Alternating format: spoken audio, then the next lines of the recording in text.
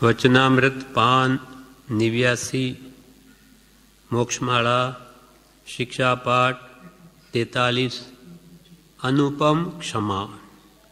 અનુપમ ક્ષમા, જેની ઉપમા કોઈની સાથે ના આપી શકાય એવી અદ્ભુત ક્ષમા. ઉત્તમ ક્ષમા ક્યારે કહેવાય? સમ્યક દર્શન સહિત હોય ત્યારે તે ઉત્તમ ક્ષમા કહેવાય. અને ક્ષમા એ જ મોક્ષનો ભવ્ય દરવાજો છે. એ વિશે કૃપાલદેવ અહીંયા કહે છે આ પાઠમાં, ક્ષમા એ અંતરશત્રુ જીતવામાં ખડગ છે. ક્ષમા એ અંતરશત્રુ જીતવામાં ખડગ છે. પવિત્ર આચારની રક્ષા કરવામાં બખ્તર છે.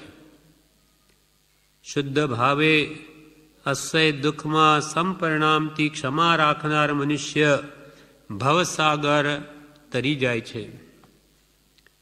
ક્ષમા એ અંતરંગ શત્રુ જીતવામાં ખડગ છે. ખડગ એટલે તલવાર. અંતરંગ શત્રુ કયા? કામ, ક્રોધ, લોભ, મોહ અથવા માન, માયા, લોભ, મત્સર, ઈર્ષા વગેરે આ બધા અંતરંગ શત્રુઓ છે આત્માના. એટલે આવા અનાદિકાલના અંતરંગ શત્રુઓને જીતવા માટે ક્ષમા એ ખડગ એટલે કે તલવાર સમાન છે. વિવેચનમાં બ્રહ્મચારી કહે છે 10 યતિ ધર્મ પહેલો ધર્મ ઉત્તમ ક્ષમા છે. યતિ એટલે મુનિ. મુનિઓના 10 ધર્મ ઉત્તમ પહેલો, એમાં 10માં પહેલું શું? ક્ષમા. ઉત્તમ ક્ષમા. ઉત્તમ ક્ષમા આર્જવ, માર્જવ, સત્ય, શૌચ, સંયમ, તપ, ત્યાગ, અકિંચન અને બ્રહ્મચર્ય. આ 10 લક્ષણરૂપ ધર્મ જે આત્માનો મૂળ સ્વભાવ છે. અને 10 યતિ ધર્મ પણ એને કહેવાય. એમાં પહેલો ધર્મ ઉત્તમ ક્ષમા છે. અને અંતરંગ શત્રુ આ ક્રોધ, માન, માયા, લોભ, કામ, મોહ, મદ, ઈર્ષા વગેરે એ અંતરંગ શત્રુઓ તેના માથા કાપી નાખે એવું ક્ષમારૂપી ખડગ એટલે તલવાર છે. આ બધા અંતરંગ શત્રુઓના માથા કાપી નાખે એવી અદ્ભુત વસ્તુ તે ક્ષમા છે, જે ખડગ એટલે તલવાર સમાન છે. આ વિશે કૃપાળદેવે પણ એક પત્રમાં લખ્યું છે, સુંદરદાસજીનું સુરાતનંગ, કે આ બધા અંતરંગ શત્રુઓને જે મારીને પછી નિશ્ચિંત થઈ સુવે તો એને કોઈ ફિકર નથી. નહીં તો આ બધા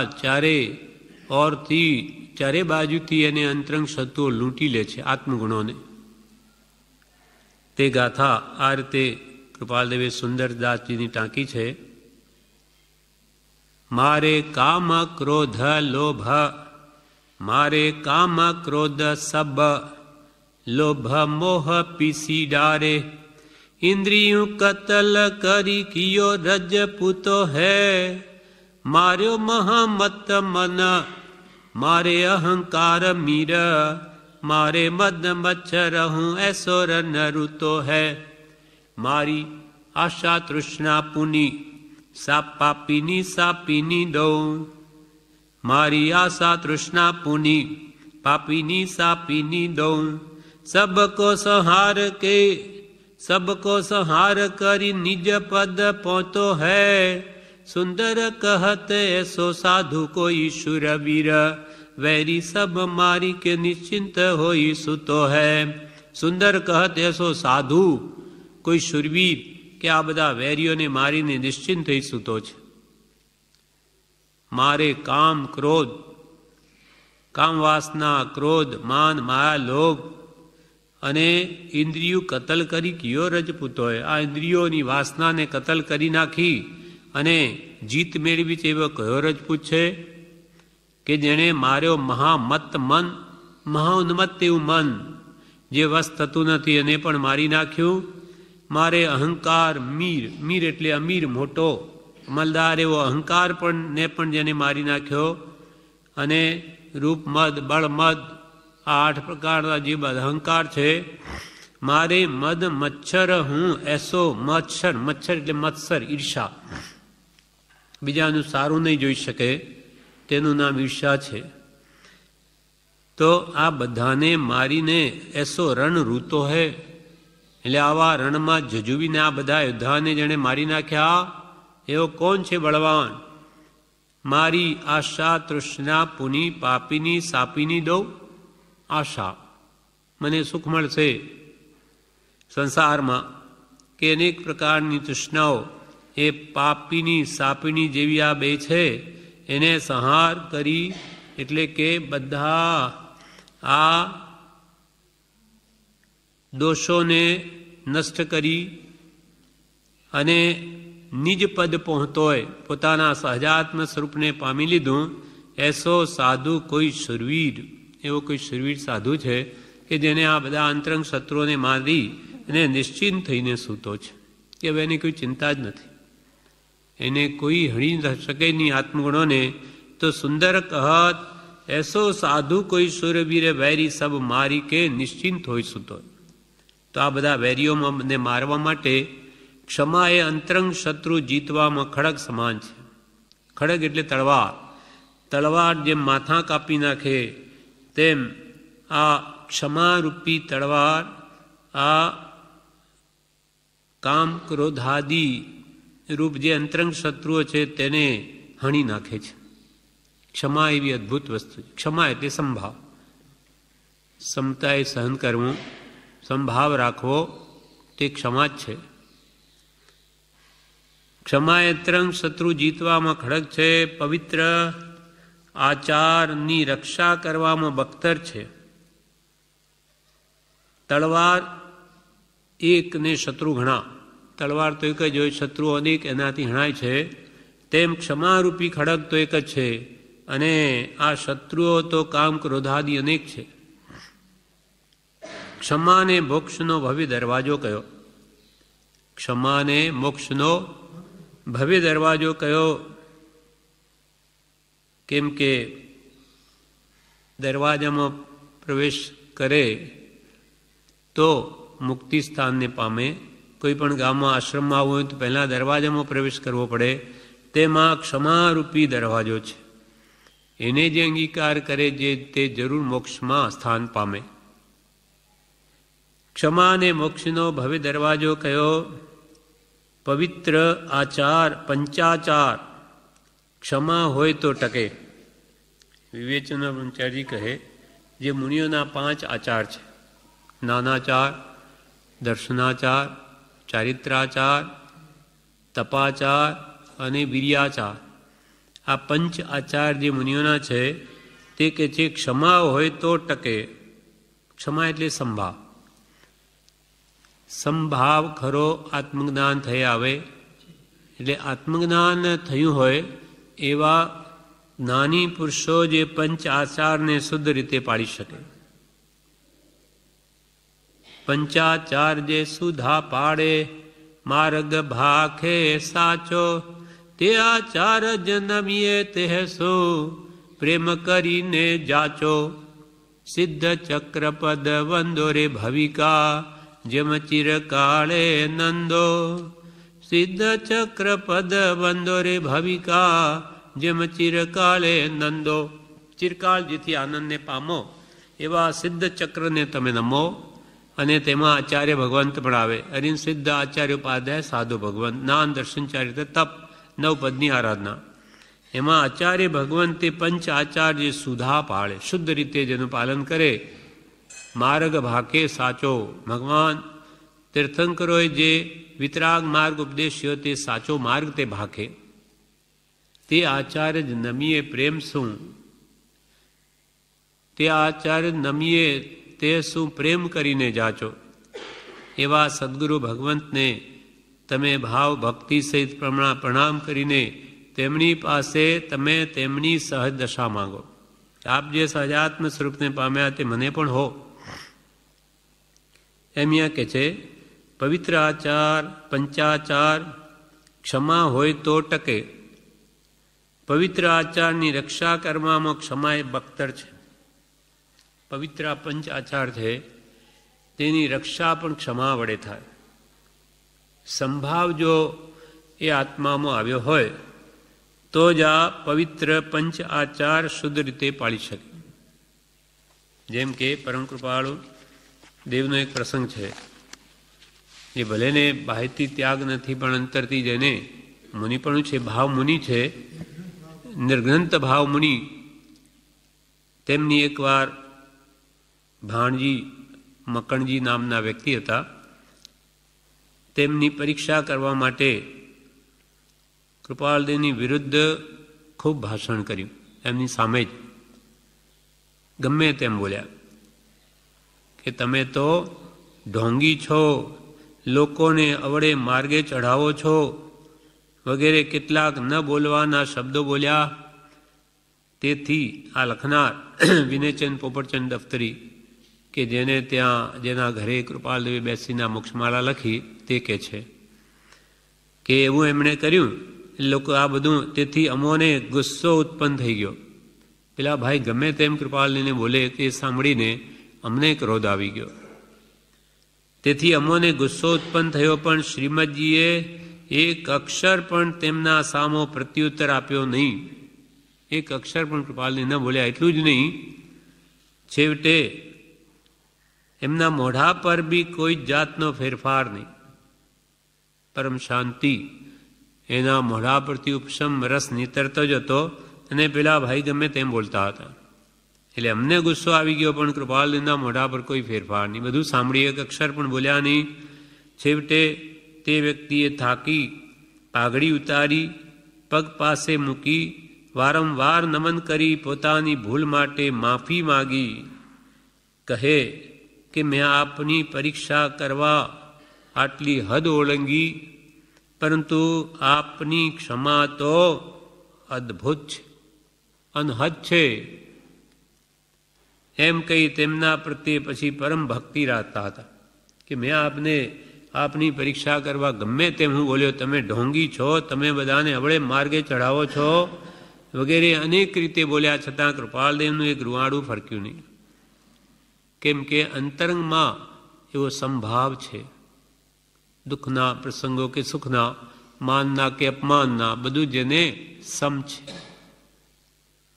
માનય અપમાન ચિત્ત સમગણે, સમગણે કનક પાષાણ રે, વંદક નિંદક સમગણે, ઈશ્યો હોયે તું જાણ રે, શાંતિજીન એક મુજ વિનતી. શાંતિનાથ ભગવાનના સંબંધમાં આનંદગંજિયા લખ્યું કે માન અપમાન ચિત્ત સમગણે. હવે અહીંયા એટલું અપમાન કરવાનો એમણે પ્રયત્ન કર્યો, તો પણ કૃપાલદેવને મન બધું સમ છે. માન અપમાન ચિત્ત સમગણે, સમગણે કનક પાષાણ. જેમ કૃપાલદેવે કહ્યું, આખું જગત સોનાનું થાય તો પણ અમને તૃણવત છે, તણખલા બરાબર. અમારે તો રજકણ કે રિદ્ધિ વૈમાનિક દેવની, સર્વે માન્યા પૂદગલ એક સ્વભાવ. બધું એમને પૂદગલમય ભાષે. માન અપમાન ચિત્ત સમગણે, સમગણે કનક એટલે સોનું, પાષાણ એટલે પથ્થર, અને વંદક નિંદક સમગણે. બીજા લોકો કૃપાલને વંદે, જ્યારે સ્નાનકવાસીઓ નિંદે તો પણ તેમને મન તો બધું સમ છે. વંદક નિંદક સમગણે, ઈસ્યો હોય તું જાણ રે. એ ભાવને તું જાણ, એ સંભાવની ઓળખી અને તેને પ્રાપ્ત કરવાનો પ્રયત્ન કર. તેમ અહીંયા કે છે, આવો સંભાવ જેને આવ્યો તેને કોઈ દુઃખ નથી. ગમે તેવા સુખ કે દુઃખ, એને મન તો બધું સમ છે. એટલે પંચ આચાર પણ જેને આવી ક્ષમા અંતરમાં પ્રગટી છે તે જ ખરી રીતે પાડી શકે. સમ પરિણામ રાખે પણ શુદ્ધ ભાવ ન હોય તો મોક્ષ ન થાય. સંભાવ રાખે, બહારથી આપણને લાગે કે આ ભાઈ કિંચિત માત્ર બોલતા નથી, કેવો સંભાવ છે, પણ ખરેખર અંતરમાં જો શુદ્ધ ભાવ ન હોય, એટલે કે આત્માર્થના લક્ષ્ય સંભાવ ન હોય, તો એ મોક્ષ ન પામે. જેમ કે અભવી જીવ હોય, તેના તલતલ જેટલા ટુકડા કરી દે તો પણ કશાય ન કરે. પણ અંતરંગમાં એને ઊંડે ઊંડે એવો ભાવ છે કે જો હું કશાય કરીશ તો મને દેવલોકના સુખ મળશે નહીં, મારી દુર્ગતિ થશે. એટલે આટલું સહન કરવાની પાછળ એની ઇન્દ્રિય સુખની જ ઈચ્છા છે, માટે મોક્ષને ન પામે. બહુ તો એ 9 ગ્રેવિક સુધી જાય ઉપર, પણ 5 અનુત્તર વિમાનમાં જ્યાં સમ્યક દ્રષ્ટિ જીવો જન્મે ત્યાં ન જન્મે. એટલે તલતલ જેટલા કકડા કરે તો પણ કસાય ન થવા ન દે, છતાં શુદ્ધ ભાવ નથી તો 9 ગ્રેવિક સુધી જાય પણ મોક્ષ ન થાય. તેથી શુદ્ધ ભાવે ક્ષમા રાખનાર મનુષ્ય ભવસાગર તરી જાય છે. એમ કહ્યું, શુદ્ધ ભાવે ક્ષમા રાખનાર, શુદ્ધના લક્ષ્ય ક્ષમા રાખનાર તે ભવ્યાત્મા મોક્ષને પામે, અથવા સમ્યક દર્શન સહિત જે ઉત્તમ ક્ષમા રાખે તે જીવ મોક્ષને પામે. બાકી ઉપરથી ગમે એટલો સમતાનો ધારી દેખાય, પણ અંતરંગમાં જો આત્મશુદ્ધિનો લક્ષ નથી તો ભલે પુણ્ય બાંધે, એકાદ ભાવ દેવલોકનું સુખ પામે પણ મુક્તિ ન મળે. માટે અંતરંગના સાચા ભાવથી એ ક્ષમા ગુણ મેળવવો જોઈએ.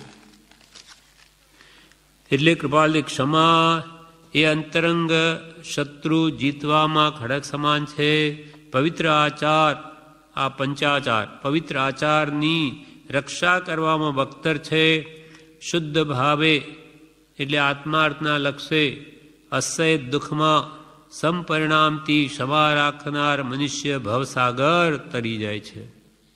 આત્માર્થના લક્ષ્ય જેમ કે ભગવાન મહાવીર, એમનામાં કેટલી બધી તાકાત કે આખું મેરુ પર્વત હલાવી દીધો, અને અહીંયા એટલા બધા ઉપસર્ગ સંગમ દેવતા વગેરે કરે તે બધું સંભાવે સહન કરે છે. શું એમાં શક્તિ નથી? અનંત શક્તિ છે, છતાં તેનો ઉપયોગ નથી કરતા. કેમ કે શુદ્ધ ભાવ છે નો લક્ષ્ય છે, મારે આ બધા કર્મોથી છૂટવું છે.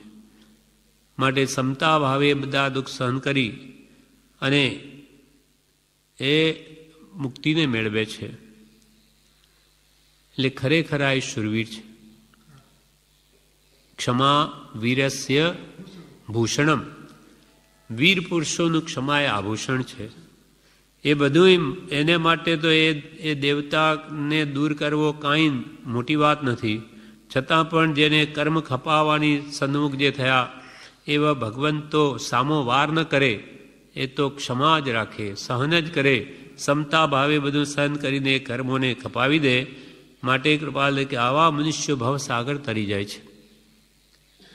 શુદ્ધ ભાવે અસહ્ય દુઃખમાં સંપરિણામથી ક્ષમા રાખનાર મનુષ્ય ભવસાગર તરી જાય છે. હવે એના માટે ગજસુકુમારનું દ્રષ્ટાંત કૃપાલદેવ અત્રે આપે છે. કૃષ્ણ વાસુદેવના ગજસુકુમાર નામના નાના ભાઈ મહાસ્વરૂપવાન સુકુમાર માત્ર 12 વર્ષની વયે ભગવાન નેમિનાથની પાસેથી સંસાર ત્યાગી થઈ સ્મશાનમાં ઉગ્ર ધ્યાનમાં રહ્યા હતા. ત્યારે તેઓ એક અદ્ભુત ક્ષમામય ચરિત્રથી મહાસિદ્ધિને પામી ગયા. તે અહીં કહું છું. કૃપાલ કે કૃષ્ણ વાસુદેવના ભાઈ સૌથી નાના 8મા ગજસુકુમાર નામના નાના ભાઈ, તે મહાસ્વરૂપવાન સુકુમાર માત્ર 12 વર્ષની વયે ભગવાન નેમિનાથ પાસેથી દીક્ષા લઈ સંસાર ત્યાગી શમશાન ધ્યાનમાં જઈને ઉગ્ર ધ્યાનમાં ઉભા રહ્યા. શમશાનમાં જઈ તેમનું અદ્ભુત ક્ષમામય ચરિત્ર છે, અને તે વડે સહન કરવાથી, ક્ષમા ધારણ કરવાથી તે ગજસુકુમાર મહાસિદ્ધિ એટલે આત્મસિદ્ધિ અથવા મોક્ષ ગતિને પામ્યા. તેમનું ચરિત્ર અત્રે કહું છું. સોમલ નામના બ્રાહ્મણની સુરૂપવર્ણ સંપન્ન પુત્રી વેરે ગજસુકુમારનું સગપણ કર્યું હતું, પરંતુ લગ્ન થયા પહેલા ગસ્સુકુમાર તો સંસાર ત્યાગી થયા. આથી પોતાની પુત્રીનું સુખ જવાના દ્વેષથી તે સોમલ બ્રાહ્મણને ભયંકર ક્રોધ વ્યાપ્યો. સોમલ નામનો ગસ્સુકુમારનો સસુર છે, એની પુત્રી બ્રાહ્મણ હતા. સોમલ નામનો બ્રાહ્મણ તેની સ્વરૂપ વર્ણ સંપન્ન પુત્રી સાથે ગસ્સુકુમારના સગપણ થયા હતા. પરંતુ લગ્ન થયા પહેલાં જ ગસ્સુકુમાર તો સંસારથી ત્યાગી થઈ ગયા. એથી એ સોમલ નામના સસરાને થયું કે મારી પુત્રીનું સુખ ગયું. એવા દ્વેષથી સોમલ નામના બ્રાહ્મણને ભયંકર ક્રોધ વ્યાપ્યો. એના પાછળ પણ કારણ છે. એવું કેમ બન્યું? સસુર તો ઘણાના હોય, બધાના હોય, પણ પોતાની પુત્રીનું સગપણ કર્યું હોય ને વિવાહ ન કરે તો કંઈ એને મારી નાખે? પૂર્વનું વેર હતું. શું વેર હતું? તો કે પૂર્વભમા ગસ્સુકુમારનો જીવ અને આ સોમલનો જીવ બે એક વ્યક્તિની બે સ્ત્રીઓ હતી. બે સ્ત્રીઓ હતી. ગસ્સુકુમારનો જીવ અને સોમલ સસરાનો જીવ એ પણ સ્ત્રી, એક જ વ્યક્તિની બે શોક્ય હતી. હવે એક દિવસે શું થયું, એ જે સસરો છે આ ભમા, એ જીવની સ્ત્રી, તેને પુત્ર થયો, અને ગસ્સુકુમારના જીવની જે સ્ત્રી રૂપે હતી તેને પુત્ર નહોતો. એટલે એની ઈર્ષા થયા કરે કે એને પુત્ર છે ને મને નથી, એટલે એ મરી જાય તો ઠીક. એટલે એકવાર શું થયું, આ સોમલ નામના બ્રાહ્મણના જીવને જેને પુત્ર હતો એને એકવાર માથું બહુ દુખે. હા, એટલે પછી એણે આ બીજીને પૂછ્યું, શોક્યને, કે એને શું કરું તો આ માથું ઠીક થાય? તો કે તું એમ કર, એક ગરમા ગરમ રોટલો બનાવી અને એના માથામાં બાંધી દે, એટલે એની મારે માથું ઠીક થઈ જશે. એ બિચારી ભોળી, એટલે એને ગરમા ગરમ રોટલો કરીને એના માથામાં બાંધી દો. એ બિચારો બાળ રહ્યો, એનાથી શેકાઈ જઈ અને અંતે મૃત્યુ પામ્યો. એવા ભાવો તે ભમા એણે કર્યા ગસ્સુકુમારના જીવે. તેના ફળમાં ત્યાં તો રોટલો બાંધવા કહ્યું, એટલે એના અનેક ગણી વ્યાધિ આ ભમા ગસ્સુકુમારને આવી. એટલે સોમલ નામના જીવે કે પુત્રના જીવે એના માથામાં આવીને આ રીતે માટીની પાળ કરીને અંગારા ભર્યા. કેમ કે કોઈ પણ કરેલું પાપ મિથ્યા થતું નથી. કાં તો આલોચનાથી પશ્ચાતાપથી એને ખપાવી દે તો ઠીક, ને નહીં ખપાવે તો એ અનેક ગણું થઈને આપણને પીડે છે. એટલે કે છે એને એકદમ જોતાં જ એને દ્વેષ બુદ્ધિ ઉત્પન્ન થઈ, પૂર્વનું વેર, એટલે એની બુદ્ધિ એવી સૂજી એને. આથી પોતાની પુત્રીનું સુખ જવાના દ્વેષથી તે સોમલ બ્રાહ્મણને ભયંકર ક્રોધ વ્યાપ્યો. ગસ્સુકુમારનો શોધ કરતો કરતો તે શમશાનમાં જ્યાં મહામુનિ ગસ્સુકુમાર એકાગ્ર વિશુદ્ધ ભાવથી કાયોસર્ગમાં છે ત્યાં આવી પહોંચ્યો. કે ક્યાં ગયા ગસ્સુકુમાર, ગયો ક્યાં? એની શોધ કરતાં કરતાં શમશાનમાં આવી પહોંચ્યો, કે શમશાનમાં ગયેલ છે. તો ત્યાં આવીને આવા મહામુનિ ગસ્સુકુમાર જે એકાગ્ર ચિત્તથી અને વિશુદ્ધ ભાવથી, એટલે વિશેષ શુદ્ધ ભાવથી કાયસર્ગમાં ઊભા છે ત્યાં આવી પહોંચ્યો. કોમલ ગસ્સુકુમારના માથા પર ચીકણી માટીની વાડ કરી અને અંદર ધગધગતા અંગારા ભર્યા. ઈંધન પૂર્યું એટલે મહાતાપ થયો. એથી ગસ્સુકુમારનો કોમળ દેહ બળવા માંડ્યો, એટલે તે સોમળ જતો રહ્યો. એના ઉપર જે શમશાન હતી પાસે પાણી કોઈ તળાવ જેવું હતું, એ માટી લાવી પાળ બાંધી અને જે મરદા અને બાળવાના અંગારા હોય એ પડેલા એ જ એના માથામાં ભરી દે. ભયંકર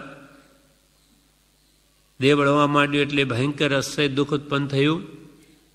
એ વેળા ગસ્સુકુમારના અસહ્ય દુઃખમાં કહેવું પણ શું હોય, પરંતુ ત્યારે તે સમભાવ પરિણામમાં રહ્યા. કિંચિત ક્રોધ કે દ્વેષ એના હૃદયમાં જન્મ પામ્યો નહીં. કે કે ભાઈ એને મને મારી નાખ્યો, એવો કિંચિત માત્ર પણ દ્વેષ ભાવ કે ક્રોધ ભાવ ગજસુકુમારના મનમાં વ્યાપ્યો નહીં, પણ સમભાવમાં રહ્યા. પોતાના આત્માને સ્થિતિ સ્થાપક કરીને બોધ દીધો, પોતાના આત્માને સ્થિતિ સ્થાપક કરીને, એટલે પોતાના સ્વભાવમાં સ્થિત રાખીને, બહાર નહીં જવા દો વિભાવમાં, પોતાના આત્માને સ્થિતિ સ્થાપક કરીને એટલે સ્વભાવમાં સ્થિત રાખીને બોધ દીધો કે જો તું એની પુત્રીને પરણ્યો હોત તો એ કન્યાદાનમાં તને પાઘડી આપત. એ પાઘડી થોડા વખતમાં ફાટી જાય તેવી અને પરિણામે દુઃખદાયક થાત. બહુ તો કે એને સ્ત્રીને પુત્રીને પરણ્યો હોત તો એ કન્યાદાનમાં તને પાઘડી આપત, તો એ પાઘડી પણ અમુક વખતે તો ફાટી જાત અને આ ઉપાધિ વરવાથી પરિણામે હું દુઃખી થાત. આ એનો બહુ ઉપકાર થયો. આ સોમલે મારા પર બહુ ઉપકાર કર્યો, સવળું લીધું. સમ્યક દ્રષ્ટિનું લક્ષણ અવળાનું સવળું કરવું. આ એનો બહુ ઉપકાર થયો કે એ પાઘડી બદલ એને મોક્ષની પાઘડી બંધાવી. એવા વિશુદ્ધ પરિણામથી અડગ રહી સમભાવથી તે અસહ્ય વેદના સહીને સર્વજ્ઞ સર્વદર્શી થઈ અનંત જીવન સુખને પામ્યા. ગજકુમાર તે વખતે આવી વિશુદ્ધ ભાવના ભાવવાથી, સમભાવમાં અડગ રહેવાથી અને અસહ્ય વેદનાને પણ સમતા ભાવે સહન કરવાથી સર્વજ્ઞ થયા, સર્વદર્શી થયા, એટલે કે કેવળ જ્ઞાન પામ્યા અને સર્વકાળને માટે અનંત સુખને પામ્યા. હવે જેટલું જીવન એટલે આત્મા તો કોઈ કાળે મરે નહીં. હવે આત્મા સર્વકાળને માટે અનંત સુખને પામ્યો. એવા વિશુદ્ધ પરિણામથી અડગ રહી સમભાવથી તે અસહ્ય વેદના સહીને સર્વજ્ઞ સર્વદર્શી થઈ અનંત જીવન સુખને પામ્યા. એના વિશે વિવેચનમાં બ્રહ્મચારી કહે છે, ગજસુકુમારની બીજી પણ ઘણી કન્યાઓ સાથે સગપણ કરેલું. એક જ કન્યા સાથે નહીં, કેમ કે શ્રી કૃષ્ણના નાના ભાઈ એટલે એમને બીજી પણ ઘણી કન્યાઓ સાથે સગપણ કરેલું. અહીં સોમલની વાત આવે છે તેથી તેટલી જ વાત કહી છે. સુરૂપ એટલે સારું રૂપ, આકાર, સુવર્ણ એટલે સુંદર રંગ, ભયંકર ક્રોધ એટલે કોઈને જોતા ભય લાગે કે શું કરી નાખશે, એવો જે સોમલને ક્રોધ વ્યાપેલો. ગજસુકુમારને બાળી નાખતા પણ તે સોમળ પાછો ન હટ્યો, એવો ભયંકર ક્રોધ. શમશાન એકાંત જગ્યા કહેવાય છે. ત્યાં ગજસુકુમાર એકાગ્ર એટલે આત્મામાં જ લીનપણે રહ્યા હતા. વિશુદ્ધ ભાવ એટલે ઉત્કૃષ્ટ શુભ ભાવ કે જ્યાં શુદ્ધનો લક્ષ્ય છે તે વિશુદ્ધ ભાવ કહેવાય.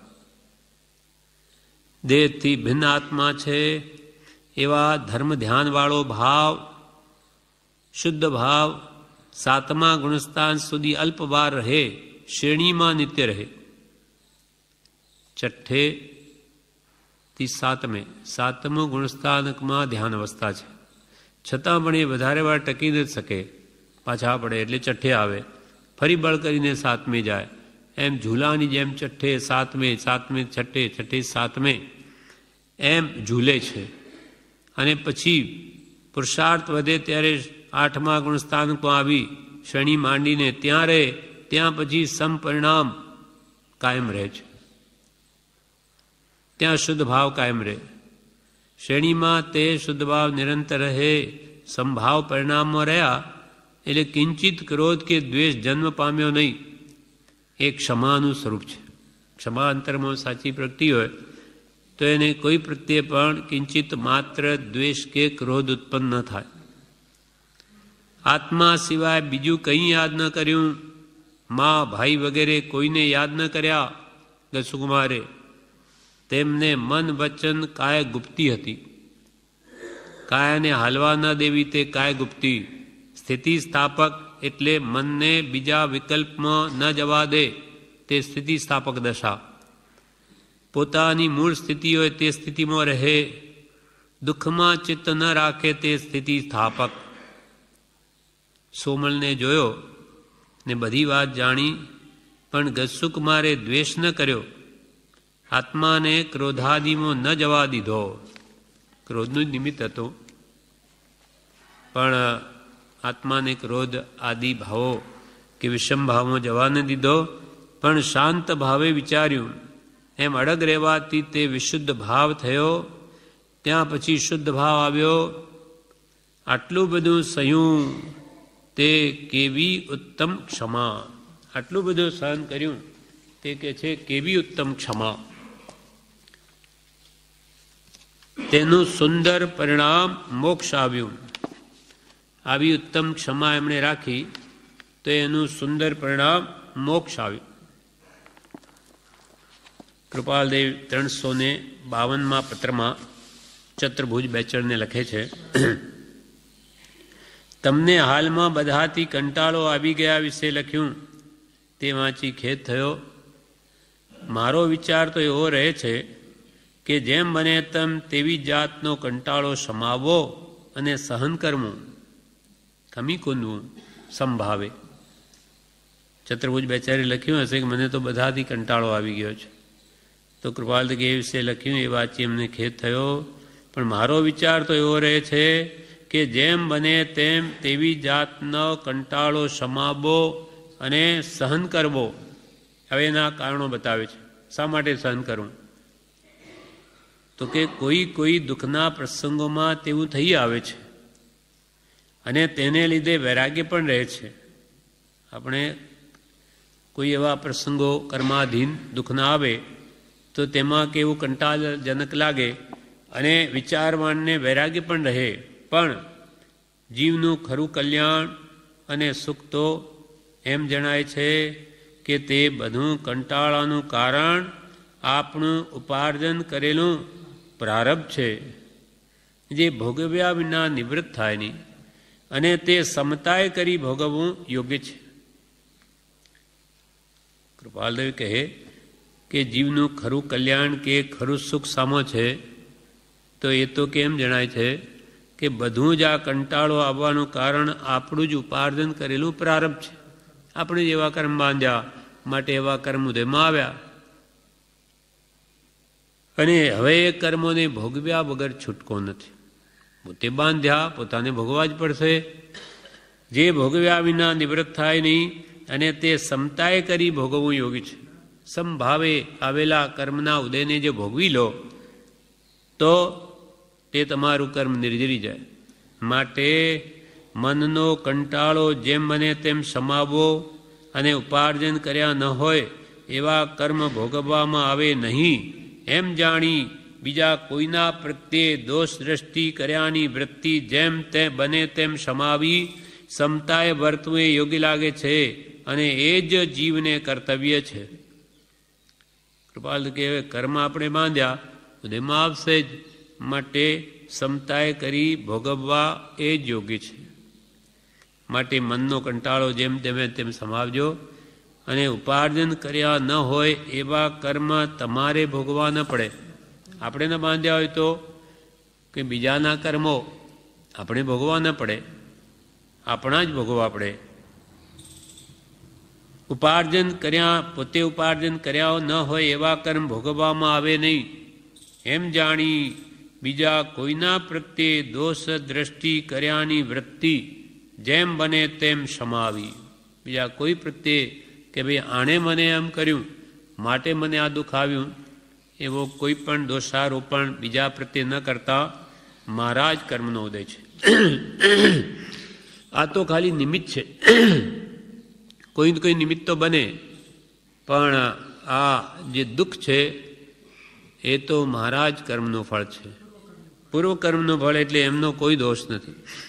એમ પોતાના જ ઉપાર્જન કરેલા કર્મનો દોષ કાઢી બીજા કોઈના પ્રત્યે દોષ દ્રષ્ટિ કર્યાની વૃત્તિ જેમ બને તેમ સમાવી સમતાએ વર્તવું એ યોગ્ય લાગે છે. મેં તો કે તમારા જ કરેલા શું કામ કંટાળો ખાઓ, સમતા ભાવે એને ભોગવી લો એ જ યોગ્ય લાગે છે, અને એ જ જીવને કર્તવ્ય છે, એ જ કરવાયું છે. 374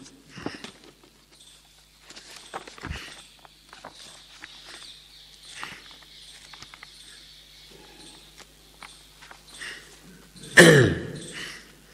હા, એમાં 374 પત્રા.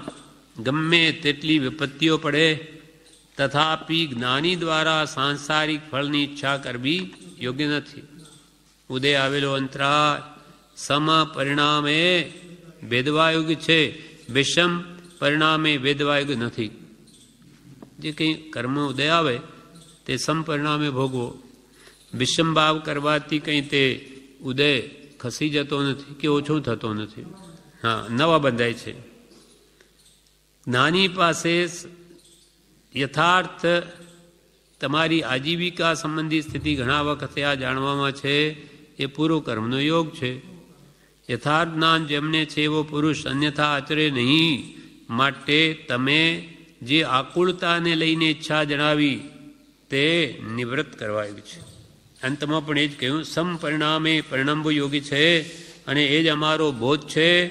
આ જ્યાં સુધી નહીં પરિણમે ત્યાં સુધી યથાર્થ બોધ પણ પરિણમે નહીં.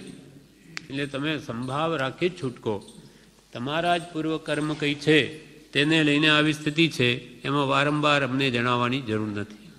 સમતા ભાવે ભોગવો તો આ કર્મ નિર્જરી જશે. એટલે આ રીતે આટલું બધું ગજસુકુમારે સહન કર્યું તે કેવી અનુપમ ક્ષમા. તેનું સુંદર પરિણામ શું આવ્યું? મોક્ષ. ગજસુકુમાર જેટલી શાંતિ આવશે ત્યારે મોક્ષ થશે.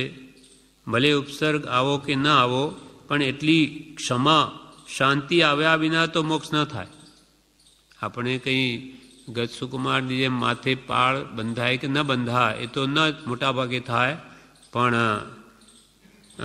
શાંતિ કે ક્ષમા તો એટલી જ રાખવી પડશે.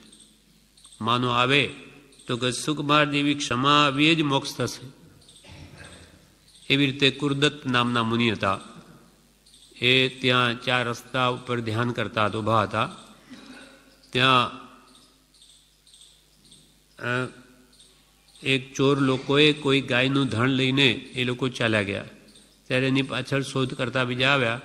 આવીને એ મુનિને પૂછે કે અરે કે પેલી ગાયો લઈને ક્યાં ગયા ચોરો?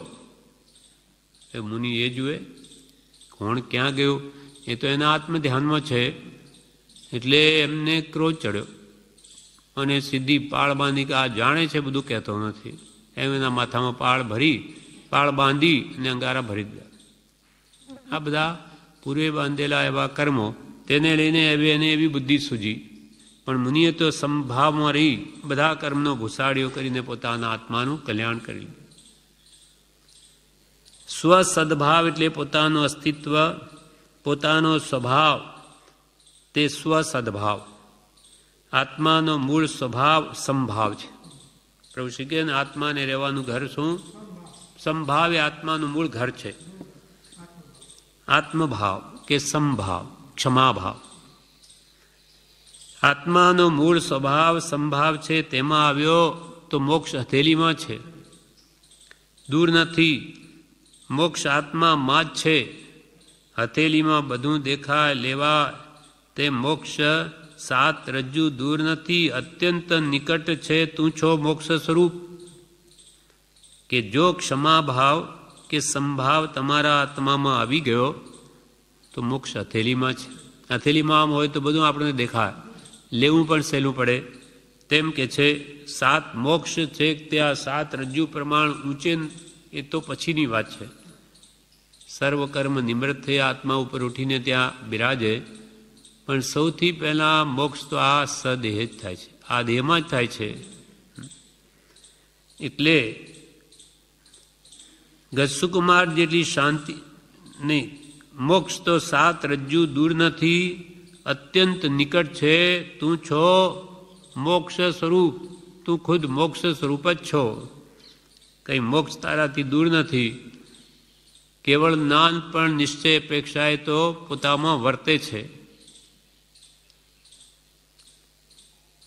નામાંકિત ક્ષમા ગજસુકુમારની એટલે શું? પ્રસિદ્ધ ક્ષમા.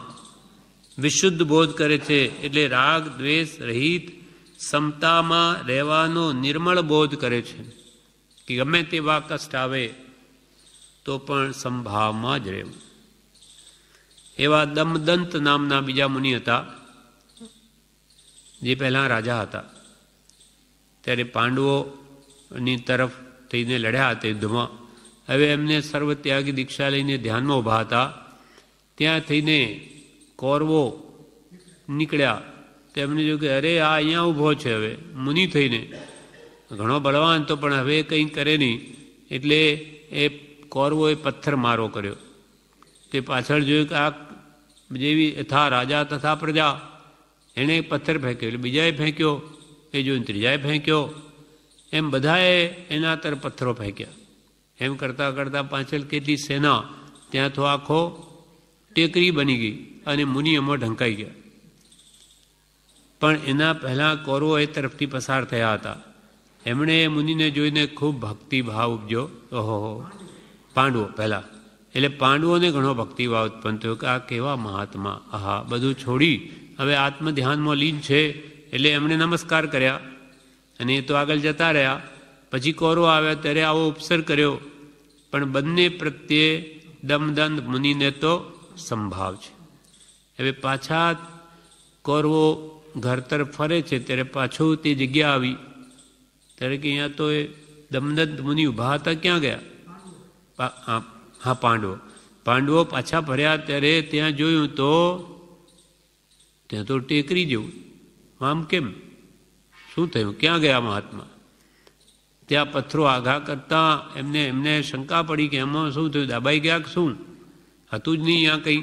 એ આઘા કરે કે નીચેથી મુનિ મહાત્મા નીકળ્યા, દમદત્ત મુનિ. પણ એમને તો બંને પ્રત્યે સમભાવ છે કે ભાઈ આ કૌરવો મારા શત્રુ છે અને પાંડવો મારા ભક્ત છે, મિત્ર છે, એવો કોઈ ભાવ જ નથી. બંને પ્રત્યે સમભાવ છે. તો એવા જીવો જ મોક્ષને પામે છે. એવી નામાંકિત ક્ષમા એ આપણને વિશુદ્ધ બોધ કરે છે કે રાગ દ્વેષ રહિત સમતા ભાવમાં રહેવું, એમાં આપણા આત્માનું અનંત હિત છે. એટલે કૃપાલદેવ આ કથા કહી ઉત્તમ ક્ષમાની, અને હવે એનો તાત્પર્ય સાર કે છે, એવા વિશુદ્ધ પરિણામથી અડગરી સંભાવથી તે અસહ્ય વેદના સહીને ગજસુકુમાર સર્વજ્ઞ સર્વદર્શી થઈ અનંત જીવન સુખને પામ્યા, એટલે મોક્ષને પામ્યા. કેવી અનુપમ ક્ષમા અને કેવું તેનું સુંદર પરિણામ. એ ક્ષમા ભાવ રાખવાથી સર્વ કર્મોને હણી અને મુક્તિ મેળવી લીધી.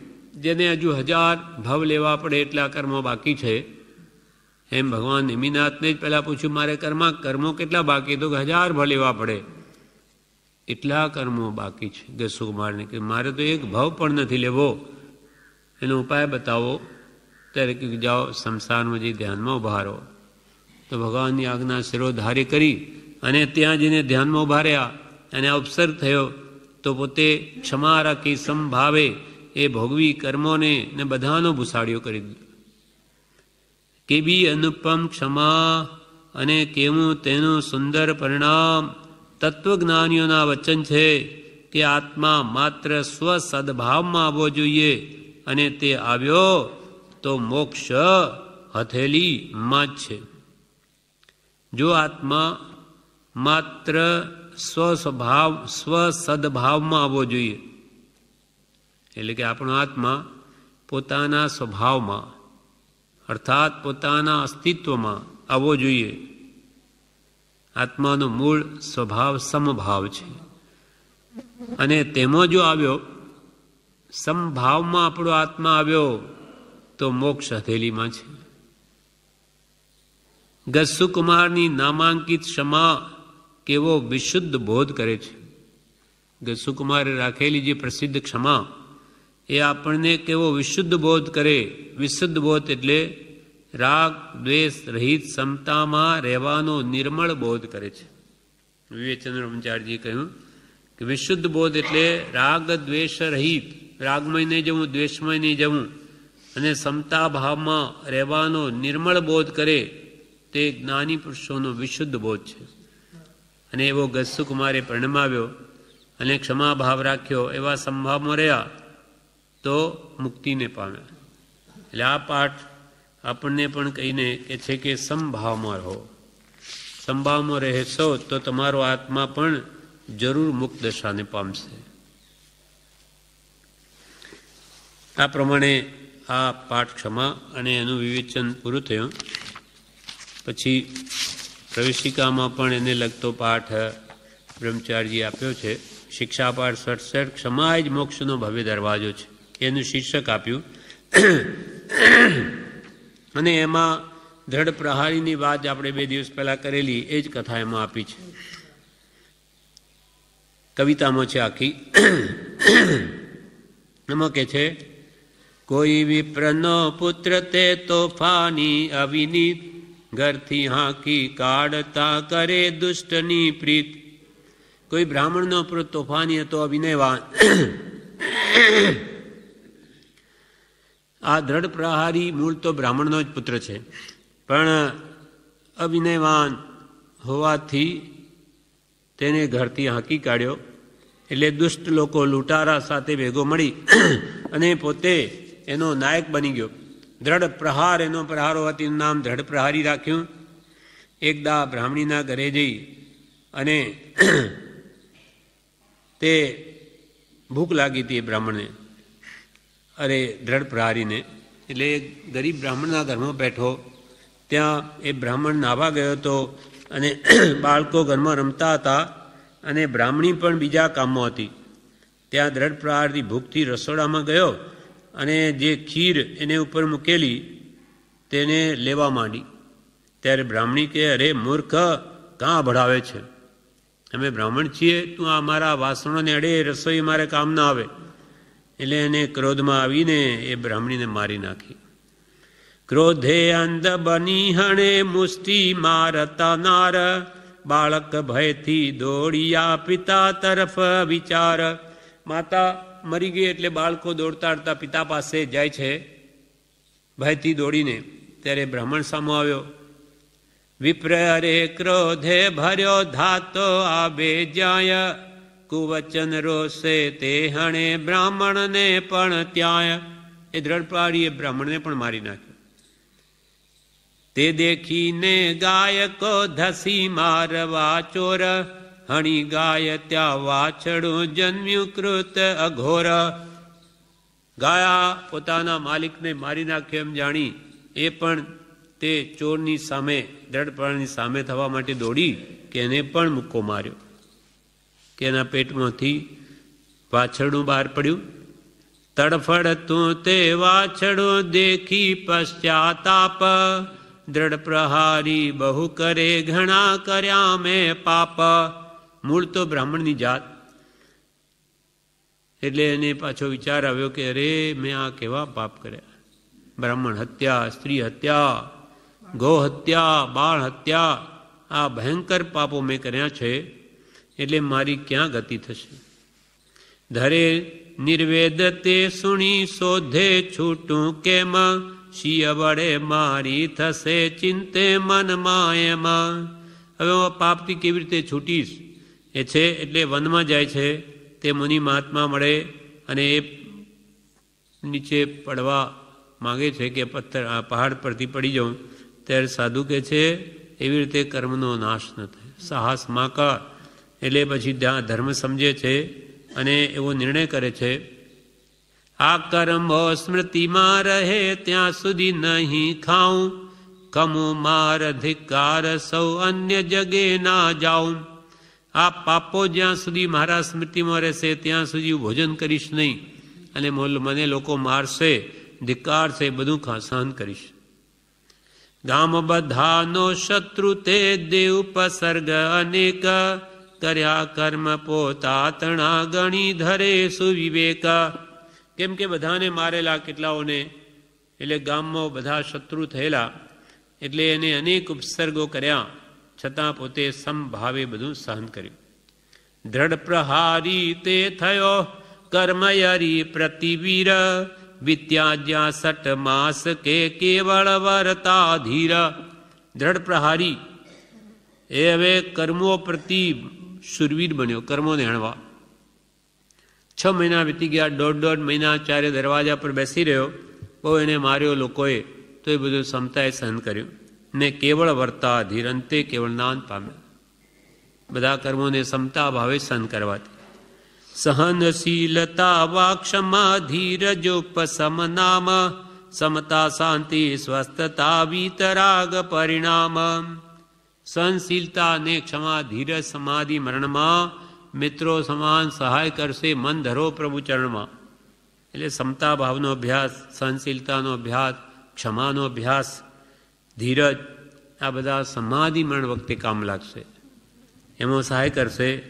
માટે સમતા શાંતિ સ્વસ્થતા વિતરાગ પરિણામ સહનશીલતા વા ધીરજ ઉપશમ નામ કર્મ બધા તેથી ટળે મળે મોક્ષ સુખ ધામ આત્માર્થી તે આદરે ટાળી દોષ તમામ.